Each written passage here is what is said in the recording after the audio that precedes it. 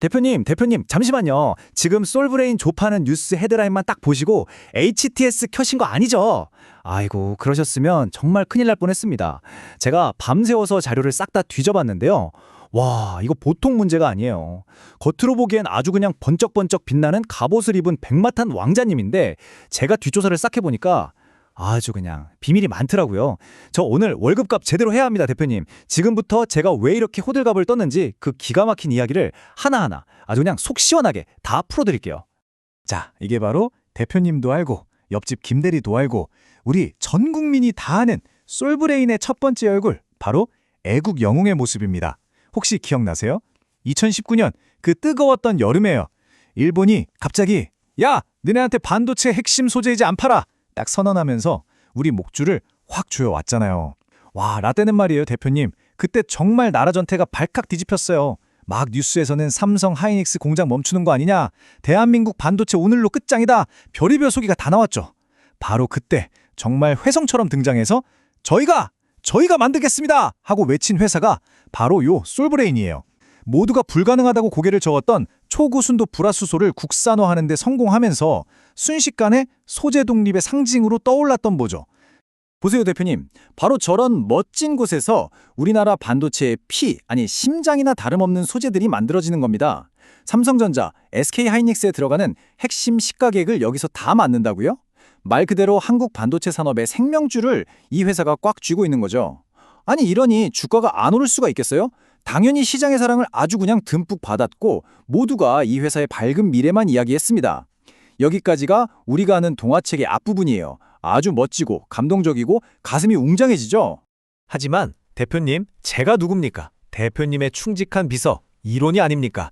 제가 밤을 꼴딱 세워서 이 동화책의 마지막 장까지, 아니 저자가 혹시나 하고 숨겨놓은 미공개 원고까지 싹 다 파헤쳐봤습니다. 그랬더니 와, 이 화려한 성공 신화 밑에 숨겨진 4가지의 섬뜩한 리스크를 발견하고야 말았습니다. 지금부터 이 이야기를 해드릴 건데 조금 충격적일 수 있으니까 마음 단단히 먹으셔야 해요. 자, 첫 번째 리스크부터 바로 들어갑니다. 최근에 솔브레인이 SFS라는 회사를 인수했는데 시장에서는 이걸 두고 한국의 인테그리스가 탄생했다, 이제 반도체 소재는 우리가 꽉 잡는다 하면서 박수를 쳤어요. 아니, 여기서 대표님 이런 생각 드시죠? 아니, 로니야, 시장에서는 다들 좋다고 난린데 왜 너만 그렇게 유난이야? 대표님, 좋은 약은 입에 쓴 법입니다. 모두가 예스를 외칠 때 잠깐만요, 왜죠? 라고 주문하는 게 바로 저 로니의 월급값 아니겠습니까? 생각해보세요. 파는 쪽은 왜 그렇게 좋은 회사를 서둘러서 팔았을까요? 혹시 우리가 독이 든 성배를 덥석 마신 건 아닐까요? 자, 대표님, 저랑 같이 상황극 한번 해보시죠. 와, 강남 한복판에 타워 팰리스 같은 저택이 급매로 나왔는데 글쎄 시세보다 30%나 싸다는 거예요. 집주인이 무슨 코인하다가 망했는지 어쨌든 급전이 필요하다고 막 사정사정을 해요. 와, 이건 눈 감고 사도 무조건 남는 장사 아닙니까? 당장 계약했죠. 너무 신나서 막 친구들한테 전화해서 야, 나 드디어 강남 입성했다, 파티하자 하고 난리도 아니었어요. 솔브레인이 SFS를 인수한 게 딱 이런 느낌이었어요. 전략적으로 꼭 필요한 자산을 아주 좋은 가격에 가져온 거죠. 그런데 이사를 하려고 인테리어 업자 불러서 벽지를 뜯어보니까 세상에, 집의 기초부터 벽속까지 온통 1급 발암물질인 성면으로 도배가 되어 있었던 겁니다. 이걸 다 철거하고 정화하는 비용을 알아보니 맙소사, 집값보다 돈이 더 들어요. 완전히 뒤통수 맞고 사기당한 거죠. 지금 SFS 인수가 바로 이 성면저택일 수 있다는 겁니다. 눈에 보이지 않는 치명적인 성면, 그게 바로 PFS라는 무시무시한 물질입니다. PFS, 이게 뭐냐면요, 영원한 화학물질이라는 아주 무시무시한 별명을 가진 놈이에요. 한번 만들어지면 자연에서 절대 네버 썩질 않아요. 근데 이게 우리 몸에 쌓이면 암을 유발할 수 있다는 연구 결과가 막 쏟아지면서 전 세계가 뒤집어졌습니다. 지금 삼엠 같은 글로벌 대기업은 수십조 원을 배상하고 아예 이 사업에서 성을 떼겠다고 선언했어요. 이게 왜 시한폭탄이냐면요, 대표님, 나중에 이 FSS 공장 부지나 주변에서 오염이 발견되잖아요. 그럼 그 정화 비용은 지금 회사를 소유한 솔브레인이 다 물어내야 할 수도 있다는 겁니다. 과거에 스미터모가 뭘 했든 상관없이요. 이게 바로 책임 떠넘기기의 무서움입니다. 자, 이 표를 좀 보세요, 대표님. 왼쪽은 증권사 리포트에 나오는 뻔한 얘기들이에요. 수직 계열화다, 시장 확장이다, 다 좋은 말이죠. 하지만 오른쪽, 이게 바로 제가 밤새 찾아낸 진짜 속내, 숨겨진 관점입니다. 이건 성장이 아니라 폭탄 돌리기라는 거죠. 특히 저 마지막 줄 보세요. 만약에 오염시킨 사람이 끝까지 책임져라는 법이 소급 적용, 그러니까 옛날 일까지 다 끄집어내서 적용되면 솔브레인은 그야말로 돈 먹는 하마를, 아니 하마 할아버지를 덥석 끌어안는 셈이 되는 겁니다. 아찔하죠? 자, 정신 바짝 차리시고 두 번째 리스크입니다. 이건 좀 역설적인 이야기인데요. 솔브레인이 가진 기술이 너무 환경 친화적이고 에너지 효율이 좋아서 오히려 미래에 발목을 잡힐 수 있다는 겁니다. 아니 로냐, 그게 무슨 말도 안 되는 소리냐, 좋은 게 좋은 거지 싶으시죠? 자, 또 상상을 해보세요. 대표님이 연비 끝내주는 하이브리드 자동차를 만들어서 시장을 완전히 꽉 잡고 있어요. 아주 잘 팔려요. 근데 갑자기 경쟁사가 기름은 엄청나게 먹지만 성능이 10배는 좋은 슈퍼카를 딱 내놓은 거예요. 지금 딱 그런 상황입니다. 솔브레인의 주력 기술은 왼쪽에 있는 습식 식각입니다. 에너지도 적게 들고 탄소 배출도 적어요. 아주 착한 기술이죠. 그런데 반도체가 점점 더 미세해지면서 오른쪽에 있는 건식 식각이라는 기술이 필요해지고 있어요. 정밀도는 뭐 비교가 안 될 정도로 좋은데 문제는 에너지를 어마어마하게 잡아먹는다는 겁니다. 아니, 대표님, 상식적으로 더 좋은 기술이 나오면 그걸 써야 하는 거 아니에요? 근데 삼성전자 같은 고객사들이 지금 아리백이다 뭐다 해서 환경보호에 거의 목숨을 걸고 있잖아요. 저 전기 먹는 하마 같은 건식 식각 기술을 썼다가는 ESG 평가에서 낙제점 받고 유럽에 수출도 못하게 될 판이에요. 그러니 울며 겨자 먹기로 아직은 솔브레인에 이 착한 기술을 쓰고 있는 거죠. 이 숫자가 뭔지 아세요, 대표님? 건식 식각에 쓰이는 SF6라는 가스가 이산화탄소보다 지구 온난화에 미치는 영향입니다. 무려 23,500배예요. 기가 막히죠? 바로 이런 엄청난 환경 문제 때문에 고객사들이 건식 식각으로 완전히 넘어가지를 못하고 있는 거예요. 이게 바로 솔브레인을 지켜주는 아주 역설적인 친환경 해자, 이코모트 역할을 하고 있는 겁니다. 자, 여기서 또 이런 생각 드시죠? 야, 로니야, 그래서 이게 좋은 거야, 나쁜 거야? 헷갈리네. 성격 급하신 거 다 압니다.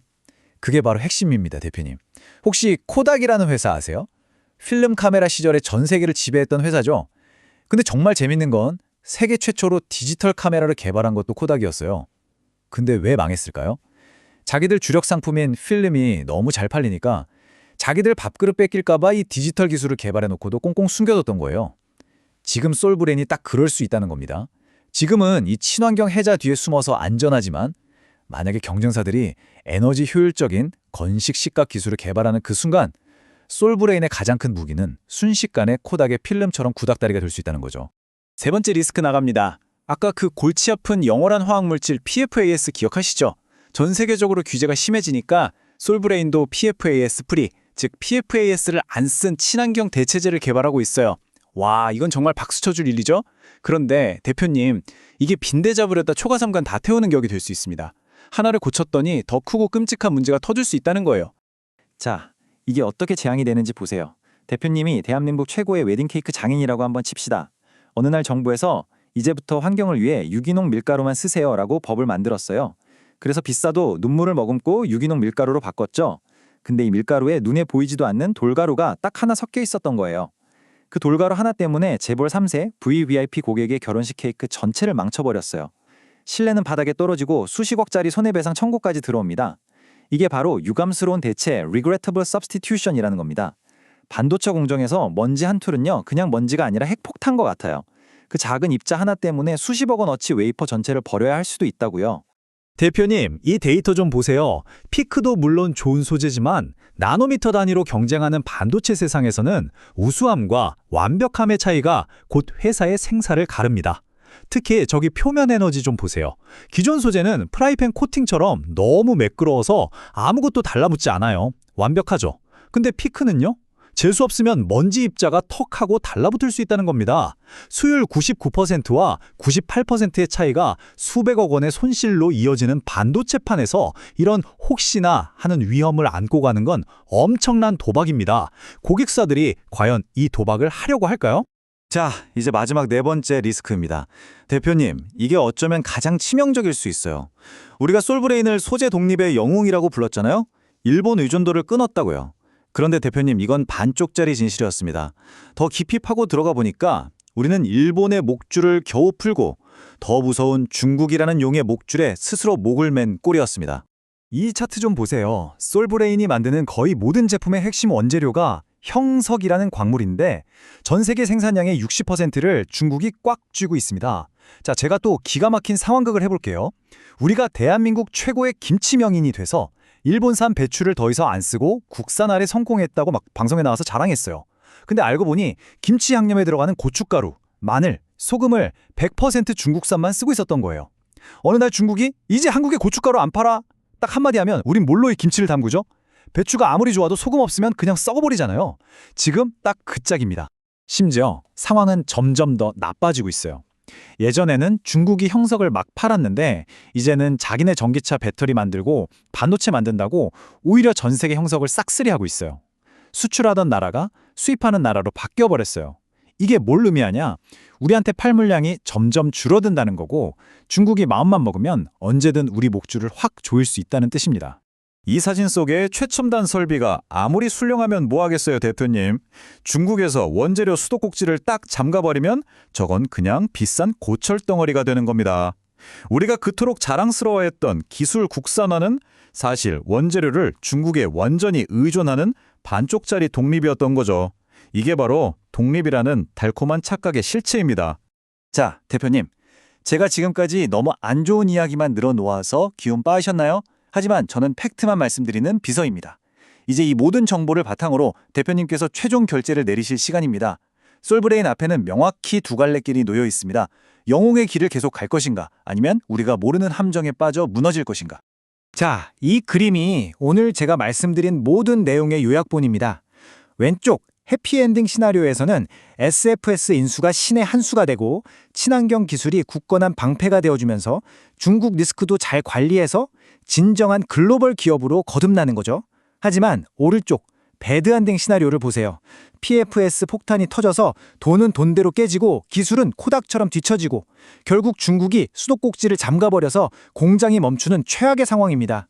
이 두 가지 미래 중 어느 쪽으로 갈지는 결국 솔브레인이 이 네 가지 함정을 어떻게 피하느냐에 달려 있습니다. 솔직히 다른 건 다 어떻게 보겠는데 저 4번 중국 리스크는 우리 힘으로 어떻게 할 수 있는 게 아니잖아요. 이게 제일 찜찜한 부분입니다, 대표님. 오늘 브리핑은 여기까지입니다. 제가 말이 좀 많았지만 다 피가 되고 살이 되는 얘기입니다. 내용은 참고만 하시고 최종 결제 도장은 대표님이 찍으시는 거 아시죠? 헷갈리시면 아래 블로그 링크에 요약본 저장해뒀습니다. 주식비서 론이었습니다. 오늘도 돈 많이 버세요, 대표님.